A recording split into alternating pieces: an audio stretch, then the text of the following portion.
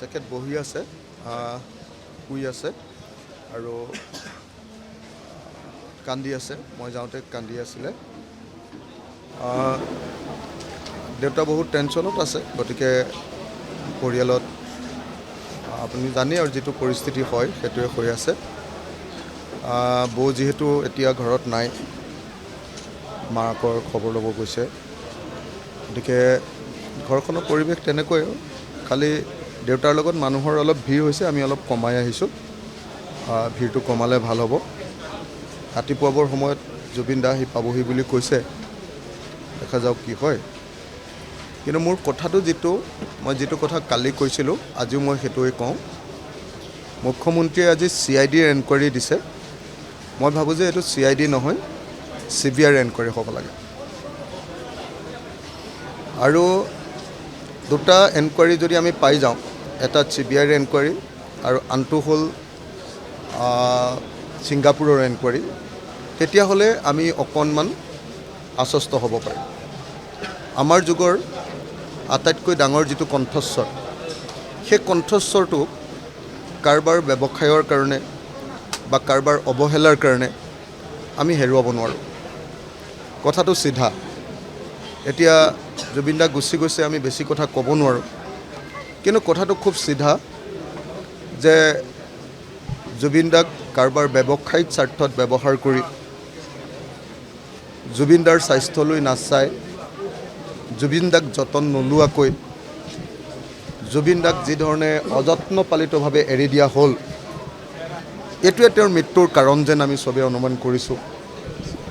দায়িত্ব জ্ঞানহীনতা। জুবিন গাৰ্গ কোন বুজি নোপোৱাৰ কাৰণে নিশ্চয় এইটো হৈছে। ব্যৱসায়িক স্বাৰ্থটো ডাঙৰ, কিন্তু আমাৰ জাতীয় সম্পদটোৰ প্ৰতি দায়িত্বটো কম। এইটোৱে হ'ল এই মৃত্যুৰ মূল কাৰণ বুলি মই অনুমান কৰোঁ।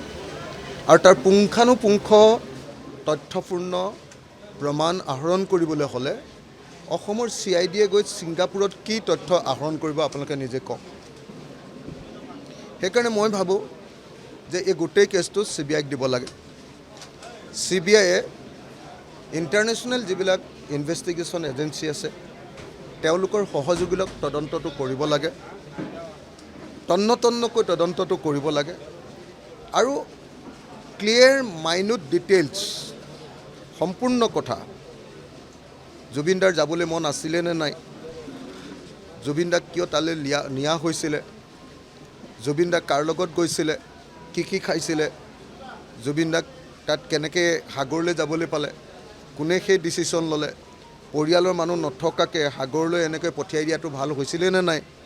মইতো নিজে ভিডিঅ'টো চাই দেখি আছোঁ এতিয়া যে সাগৰলৈ প্ৰথম যেতিয়া জাপটো পানীলৈ মাৰিব খুজিছে, তেতিয়াই তেওঁ ভৰিটো থৰক বৰক এনেকুৱা। পৃথিৱীৰ কোনো জুবিন গাৰ্গক ভাল পোৱা মানুহে তাৰ পাছত জুবিন গাৰ্গক সাগৰলৈ জাপ মাৰিবলৈ আৰু নিদিয়ে। মই নিজে দেখিছোঁ, আপোনালোকে নিজে নিশ্চয় ভিডিঅ'টোত দেখিছে যে থৰক বৰক হৈ আছে যেতিয়া তেওঁ জাপ মাৰিবলৈ লৈছে। তাৰ পাছত জুবিন গাৰ্গক লৈ উল্লাস কৰা কথাটো নিশ্চয় ভাল হোৱা নাই। তাৰপাছত যেতিয়া তেওঁ জঠৰ হৈ পৰিছে, তাৰ পাছতো আমি দেখিছোঁ যে না, তাৰ পাছতো তেওঁৰ প্ৰতি সেই ধৰণৰ যিটো যত্ন ল'ব লাগে যত্ন লোৱা হোৱা নাই। আমি ভিডিঅ'টোতে দেখিছোঁ আৰু তাৰ পাছৰখিনিতো আমি দেখাই নাই। গতিকে এইবিলাকৰ তন্ন ডিটেইলছ তদন্ত কৰিবৰ কাৰণে অসমৰ CIDয়ে নোৱাৰে। অসমৰ CIDয়ে দিল্লীতে তদন্ত কৰিব নোৱাৰে। অসমৰ CIDয়ে কেনেকৈ ছিংগাপুৰত তদন্ত কৰিব। গতিকে ছিংগাপুৰত তদন্ত কৰিবৰ কাৰণে মই ভাবোঁ যে ভাৰতবৰ্ষৰ একমাত্ৰ সংস্থাটো হ'ল নিশ্চিতভাৱে CBI, আৰু এই তদন্ত সেইকাৰণে CBIক দিব লাগিব। মই অসমৰ মুখ্যমন্ত্ৰীৰ ওচৰত দাবী জনাইছোঁ, এইটো অসমৰ ৰাইজৰ দাবী। মুখ্যমন্ত্ৰীয়ে আং বাং কথা কৈ কথা বদলালে নহ'ব।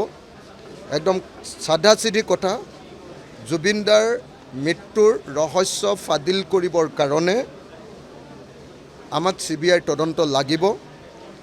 এতিয়ালৈকে মানুহ শোকাহত হৈ আছে কাৰণে বেছিকৈ হুলস্থুল কৰা নাই, কিন্তু স্পষ্টকৈ কৈ দিছোঁ যে জুবিন দাৰ মৃত্যুৰ সম্পূৰ্ণ ডিটেইলছ জানিবৰ কাৰণে CBI তদন্ত লাগিব। মুখ্যমন্ত্ৰীয়ে যাতে অসম পুলিচৰ দ্বাৰা এই তদন্ত কৰাবৰ কাৰণে চেষ্টা কৰি ভেকু ভাওনা যাতে নকৰে আৰু কাৰোবাক যাতে ৰক্ষণাবেক্ষণ দিবৰ কাৰণে চেষ্টা নকৰে, আমি অসমৰ মুখ্যমন্ত্ৰীক সকীয়াই দিছোঁ। আকৌ এবাৰ কৈছোঁ, CID নহয়, CBI তদন্ত লাগিব আৰু যেতিয়ালৈকে CBI তদন্ত নহ'ব তেতিয়ালৈকে কাকো এৰি দিয়া নহ'ব মই মানুহৰ নাম ক'বলৈ বেয়া পাওঁ মানুহৰ নাম ক'বলৈ যি কালফ্ৰিট হয় মইতো কৈ দিলোঁ আপোনালোকক যে এইটো দেহাৰে তেওঁ গীত গাবলৈ নিয়াটো উচিত আছিল জানো আৰু নিয়াৰ পাছত তেওঁৰ লগত অনবৰতে ঘেৰি নিজৰ পৰিয়ালৰ মানুহ বা নিজৰ মানুহ নেৰাখি তেওঁ সাগৰলৈ এৰি দিলে আৰু সাগৰলৈ গৈছেনে নাই সেইটো উদ্যোক্তাই নাজানে এইটো হ'ব পাৰে নেকি আপুনি নিজে কওক হা তাৰপিছত সাগৰত যেতিয়া জাপ মাৰিবলৈ দিছে তাকো আইলেণ্ডলৈ লৈ গৈছে আপোনালোকে চাওক দেই এটা অকলশৰীয়া ভিতৰুৱা আইলেণ্ডলৈ লৈ গৈছে আৰু সকলোৱে জানে আপোনালোকে যদি আন্দামানলৈও যায় তেতিয়াহ'লেও আপোনালোকে দেখিব যে ভিতৰুৱা এনেকুৱা আইলেণ্ডবিলাকত সাধাৰণতে এনেকুৱা ধৰণৰ এডভেঞ্চাৰ স্পৰ্টছবিলাক কৰা হয় এই সৰু সৰু ওচৰৰবিলাকত কৰা নহয় তো তাৰ ভিতৰলৈ লৈ গৈছে লৈ গৈ যেতিয়া জাপ মাৰিবলৈ দিছে তেতিয়া আপোনালোকে নিজেই দেখিছে যে যিটো আপোনাৰ কি বুলি কয় এইটো কি কোড বুলি কয় লাইফ জেকেটটোও ভালকৈ খোৱা নাই হলক ঢলক হুলুক ঢুলুক হৈ আছে যেতিয়া জাপ মাৰিবলৈ দিছে তেতিয়া ভৰিকেইটাও বেকাবেকি হৈ গৈছে তাৰপাছত যেতিয়া অকণমান সাঁতুৰিছে অলপ আগত গৈ ৰৈ গৈছে তেতিয়া ষ্টিফ হৈ গৈছে মইতো তেতিয়াই কিবা হ'ল বুলি ভাবিছোঁ তাৰপিছত যদি আকৌ এবাৰ জঁপিয়াবলৈ দিছে কোনে মানি ল'ব কওক এইবিলাক কথা কোনে মানি ল'ব গতিকে এইবিলাকৰ CBI তদন্ত লাগিব হিমন্ত বিশ্ব শৰ্মাই ৰহন হানি কথা কৈ এতিয়া আমাক বিপথে পৰিচালিত কৰিলে নহ'ব বহুত দেখিলোঁ এনেকুৱা ধৰণৰ বহুত কাৰবাৰ দেখিলোঁ কিছুমান মানুহক ৰক্ষণাবেক্ষণ দিয়া